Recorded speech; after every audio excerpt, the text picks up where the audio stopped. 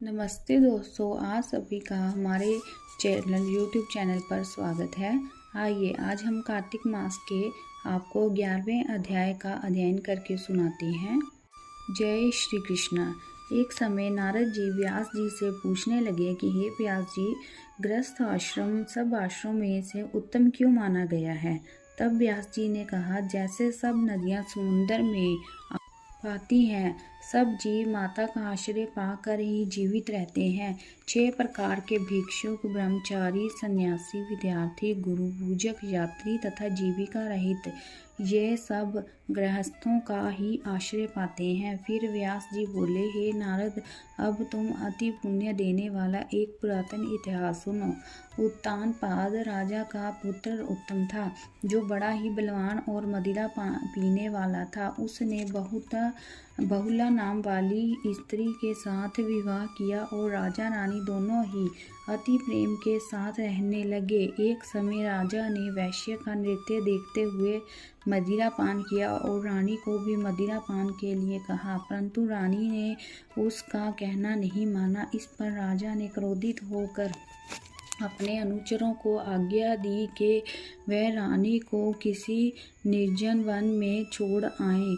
तत्पश्चात राजा रानी के वियोग में दुखी हो तो हुआ, मगर उसने दूसरा विवाह नहीं किया और प्रजा का पुत्र के समान पालन करने लगा। एक दिन ब्राह्मण राजा के पास आकर कहने लगा कि हे राजन, कोई मेरी स्त्री का अपहरण करके ले गया है। उसके वियोग में मैं अति दुखी हूँ, इसलिए तुम उससे ढूंढ कर लाओ। राजा कहने लगा कि महाराज, मैं नहीं जानता कि आपकी स्त्री कौन, किधर और कहाँ ले गया है, अतः मैं आपकी स्त्री कैसे ढूंढ कर ला सकता हूँ।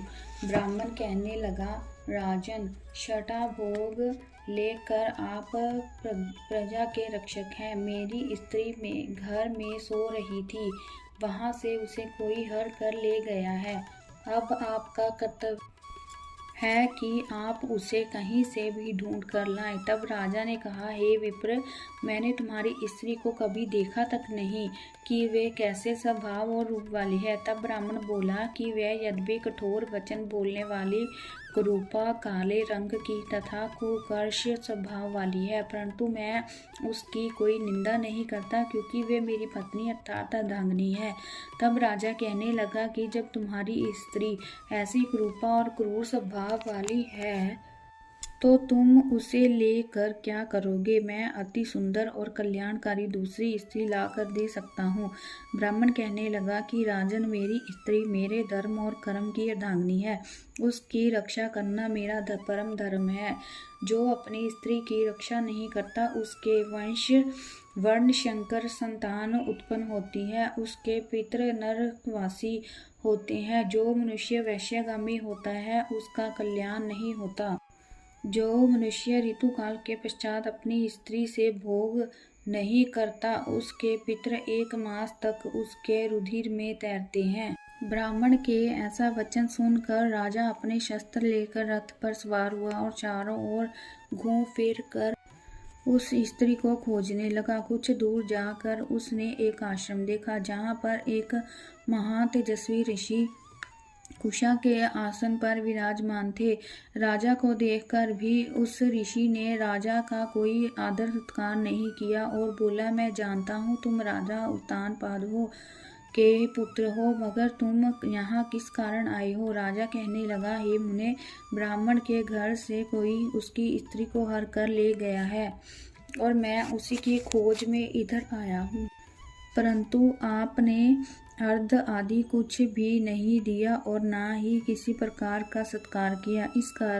क्या कारण है। ऋषि ने उत्तर दिया, राजन, तुम अर्ध योग्य होते हुए भी इस समय उसके पात्र नहीं हो, क्योंकि तुमने अपनी निरपराध स्त्री को वन में त्याग दिया है, जहाँ स्त्री का यह धर्म है कि वह तन मन से अपने पति की सेवा करे तथा उसकी आज्ञा का पालन करे। वहाँ पुरुष का भी धर्म है, वह अपनी स्त्री के यथोचित सम्मान करे। जिस घर में स्त्रियों का मान होता है, वहाँ पर देवताओं का वास होता है।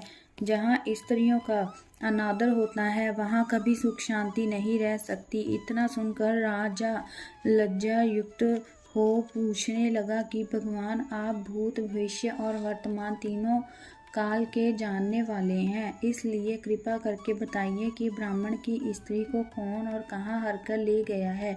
ऋषि कहने लगे कि राजन, अदिति का पुत्र बलाक नामक राक्षस उस ब्राह्मणी को उत्तला पर्वत वन में हर कर ले गया है। सो जाओ और उसको ढूंढ कर ब्राह्मण का संयोग कराओ। राजा ने मुनि को प्रणाम किया और अपने रथ पर सवार होकर मुनि के बताए हुए मार्ग पर जाकर उत्तला पर्वत वन में जा पहुंचा। वहां जाकर देखा कि एक स्त्री बिल्व फल खा रही है। जैसा ब्राह्मण ने बताया था वैसा ही उसका रंग रूप देखकर राजा ने उसे पहचान लिया और कहा कि कल्याणी, तुम कौन हो और इस वन में कैसे आई? ब्राह्मणी बोली, मैं अतिरात्र ब्राह्मण की पुत्री और विलास पुत्र की स्त्री हूँ। मैं अपने घर में अकेली सो रही थी कि बलाक नामक वाला राक्षस मुझको हर कर यहाँ पर ले आया है और यहाँ लाने के बाद ना तो उसने किसी बात का कष्ट दिया और ना ही मेरा सतीत्व नष्ट करने की चेष्टा की। इतना होने पर भी मैं यहाँ अत्यंत दुखी हूँ।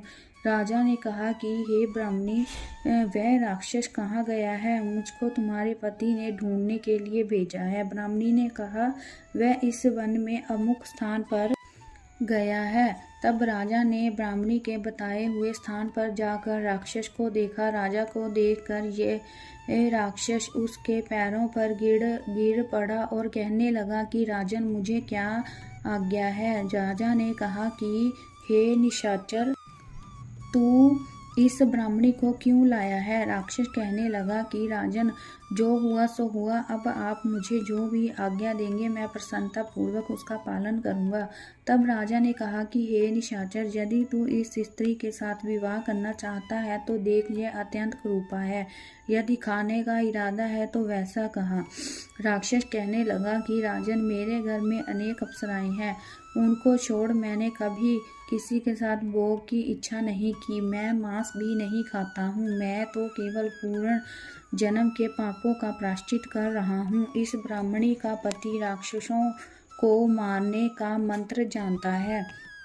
अतएव जब हम यज्ञ का अन्न ग्रहण करने के लिए जाते हैं तो वह हमको वहां से भगा देता है, क्योंकि सब यज्ञों का वही आचार्य बनता है। इसी कारण इस ब्राह्मण को दुखी करने के लिए मैं उसकी स्त्री को हर लाया हूँ, क्योंकि बिना स्त्री के पुरुष कर्म का अधिकारी नहीं होता।